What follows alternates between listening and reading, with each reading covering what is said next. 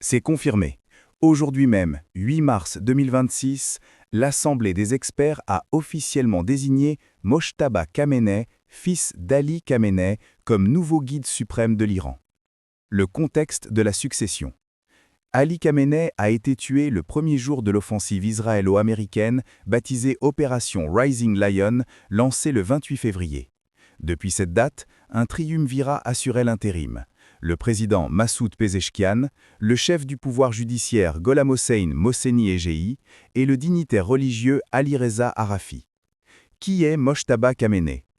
Âgé de 56 ans, ce deuxième fils d'Ali Khamenei serait en réalité l'une des figures les plus influentes d'Iran, ayant opéré dans l'ombre de son père, avec des liens étroits avec les gardiens de la Révolution.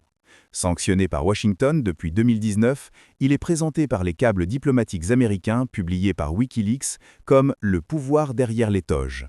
Il a été accusé d'avoir contribué au durcissement de la répression contre la population civile, notamment en 2009 lors de la répression du mouvement vert qui a suivi la réélection contestée d'Ahmadinejad. Une succession quasi-dynastique. Porter le nom de Khamenei est à la fois un atout et un risque. Le fait pour le régime iranien de donner les clés du pays au fils de l'ayatollah Khamenei sonnerait comme un symbole de trahison des idéaux révolutionnaires. Étant donné que la République islamique, en 1979, s'est inscrite en opposition à la monarchie héréditaire du Shah. Les réactions internationales. Donald Trump a prévenu dimanche que le nouveau guide suprême iranien ne tiendra pas longtemps sans son aval, ayant déjà fait savoir qu'il n'accepterait pas que Mojtaba Khamenei prenne la relève. Le devoir.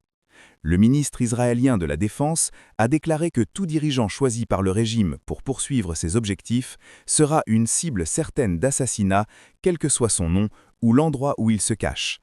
La situation sur le terrain reste explosive, l'Iran, toujours secoué par d'intenses frappes, assure être prêt à au moins 6 mois de guerre, tandis que plus de 1200 personnes ont été tuées et plus de 10 000 civils blessés selon le bilan du ministère iranien de la Santé.